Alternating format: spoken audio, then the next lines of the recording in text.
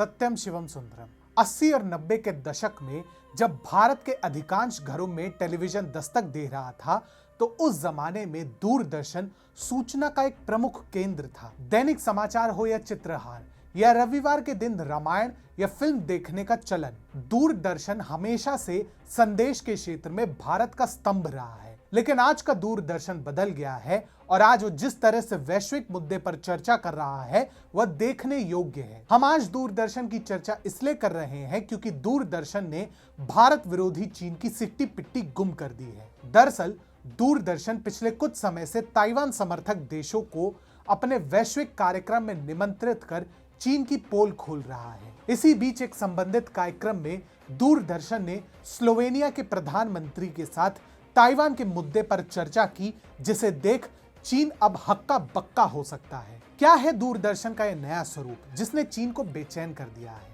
नमस्कार, मैं हूं अनिमेश और आप देख रहे हैं TFI, जो है भारत का सबसे बड़ा ऑल्टरनेट न्यूज मीडिया पोर्टल।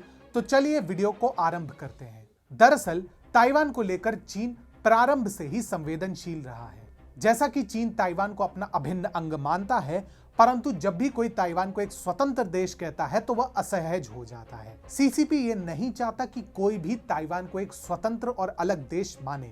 ऐसी कई घटनाएं हुई है जहां किसी देश के नेता, राजनेता, मंत्री या किसी अन्य प्रभावशाली व्यक्ति ने ताइवान को चीन से स्वतंत्र और अलग देश कहा है और उसे चीन के कोप भाजन का शिकार भी बनना पड़ा है। ऐसी ही एक घटना सोमवार को हुई जब स्लोवेनियाई प्रधानमंत्री जनेस जानसा ने ताइवान को एक लोकतांत्रिक देश कहा। उन्होंने यह भी कहा कि स्लोवेनिया एक दूसरे के क्षेत्र में व्यापार कार्यालय खोलने हेतु ताइवान के साथ आधिकारिक बातचीत कर रहा है। सोमवार को भारतीय सार्वजनिक प्रसारक दूरदर्शन के साथ एक साक्षात्कार के दौरान स्लोवेनियाई प्रधानमंत्री जनेस जानसा ने कहा कि ताइवान एक लोकतांत्रिक देश है जो अंतर्राष्ट्रीय लोकतांत्रिक मानकों और कानूनों का सम्मान करता है। उन्होंने कहा, स्लोवेनिया और ताइवान प्रतिनिधियों के आदान प्रदान पर काम कर रहे हैं और यह दूतावासों के स्तर पर नहीं होगा, यह उसी स्तर पर होगा जैसा कि यूरोपीय संघ के कई सदस्य देशों के पास पहले से ही है। उन्होंने आगे कहा कि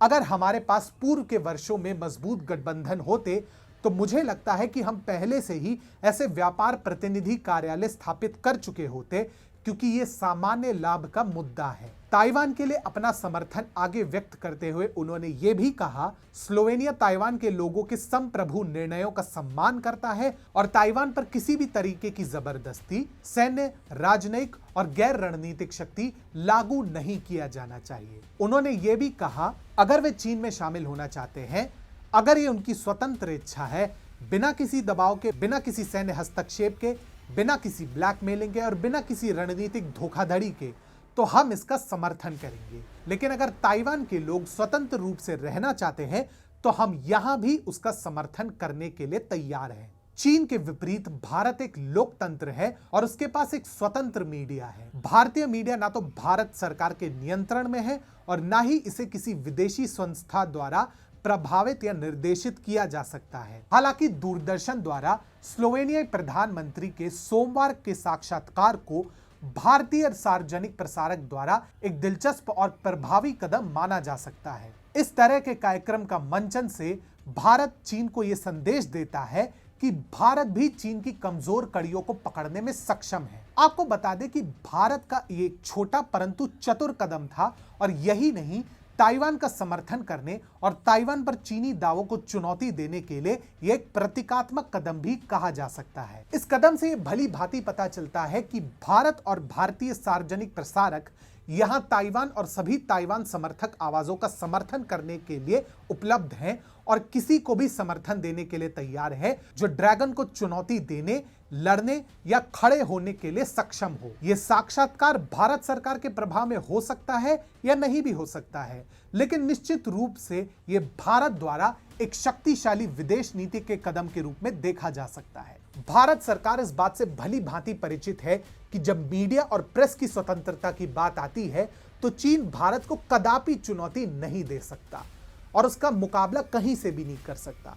और भारत अपनी अभिव्यक्ति की स्वतंत्रता के प्रति अपनी प्रतिबद्धता का हवाला देते हुए चीन की किसी भी चुनौती या शिकायत पर आसानी से जीत सकता है, चाहे वह मीडिया का क्षेत्र हो या प्रेस, चाहे वह निजी हो या सार्वजनिक। और दूरदर्शन के मामले में चीन तो खासकर चाह कर भी कुछ नहीं कर सकता। इस तरह की घटनाओं ने अतीत में भी चीन को परेशान किया है और भविष्य में भी ऐसा करना जारी रखेगा। चीन विरोध तो कर सकता है और भारत सरकार से कहने को शिकायत भी कर सकता है और भारत एवं स्लोवेनिया के विरुद्ध प्रचार का बदला लेने का अभियान भी चला सकता है। लेकिन आज के परिदृश्य में वैश्विक मंच पर भारत से चीन विजयी नहीं हो सकता, चाहे वह विदेश नीति हो या फिर सैन्य शक्ति। दूरदर्शन पिछले कुछ समय से चीन को लेकर काफी मुखर रहा है और समय समय पर भारत का प्रतिनिधित्व करते हुए चीन के घटिया नीतियों की आलोचना भी करता आया है।